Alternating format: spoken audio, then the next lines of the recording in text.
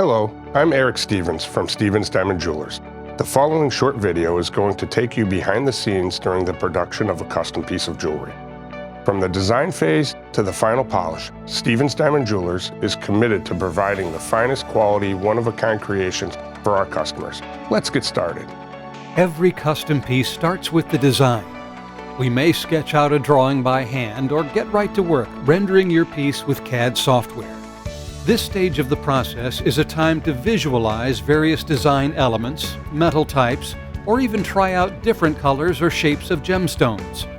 We might go through several different versions before deciding on the final design.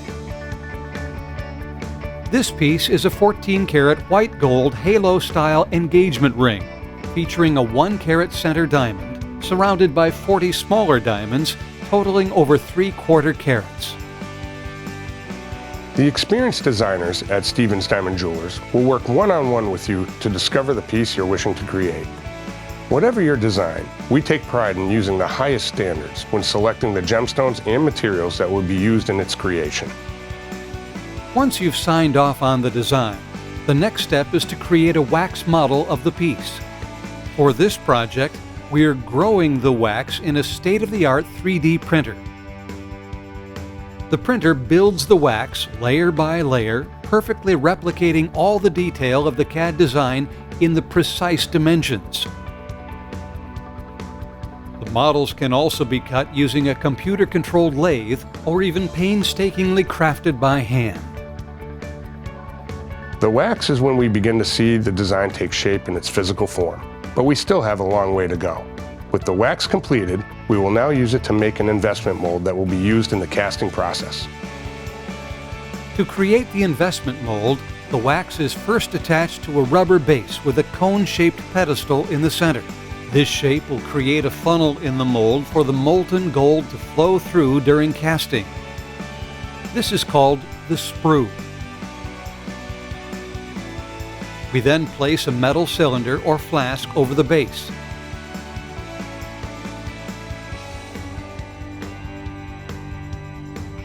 Investment compound must be carefully mixed with the correct amount of water before it can be poured into the flask. When fully blended together, the end result is a plaster-like substance which will form the basis of our mold. A vacuum machine is used to remove all the air from the investment. Air bubbles left in the investment can lead to tiny defects in the metal casting.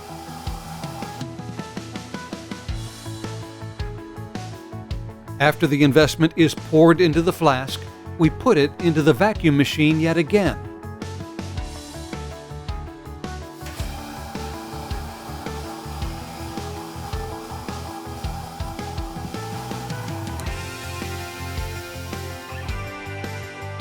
Once we're sure that all the air has been drawn out, we allow the investment to dry. When this is done, the flask is left overnight in a furnace or kiln. The furnace will reach temperatures hot enough to completely melt out the wax. The cavity that remains is an exact negative impression of our piece. The process of creating an investment mold in casting is a lot like baking a cake. All the ingredients, temperatures, and timings must be correct, or the entire process all the way back to the creation of the wax must be restarted from scratch. Great care must be taken during every step. We can now remove the flask from the furnace and place it into the casting machine.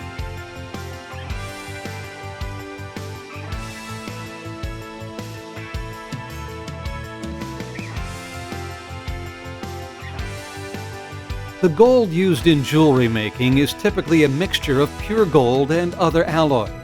The mix is carefully weighed and placed in a ceramic crucible. We add borax to the mix to remove any impurities. A torch is used to melt the gold.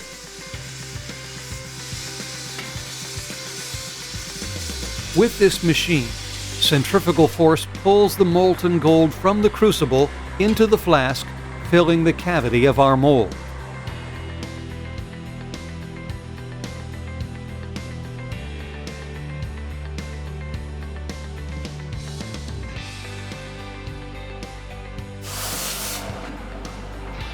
After the gold has cooled, we can remove the rough casting of our piece from the investment.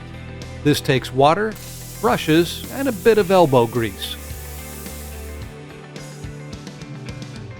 With the rough casting complete, our piece is moving closer to its destination. Now, it's off to the jeweler's bench and polishing wheel to complete the project. At the jeweler's bench, we remove the sprue and clean up the rough casting. Using small polish wheels, we even out the metal surface and remove any scratches or imperfections. A variety of burrs and other small tools are used to carefully set our gemstones. A steady hand and a confident state of mind are equally important tools of the bench jeweler.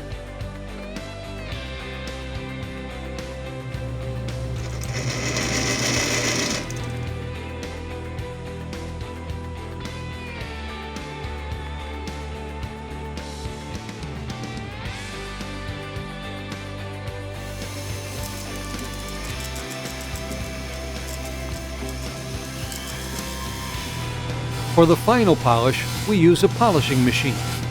The wheels of the polishing machine spin at a high rate of speed, creating the mirror-like finish we associate with fine jewelry. An ultrasonic cleaner and steamer are used to remove any unwanted residue.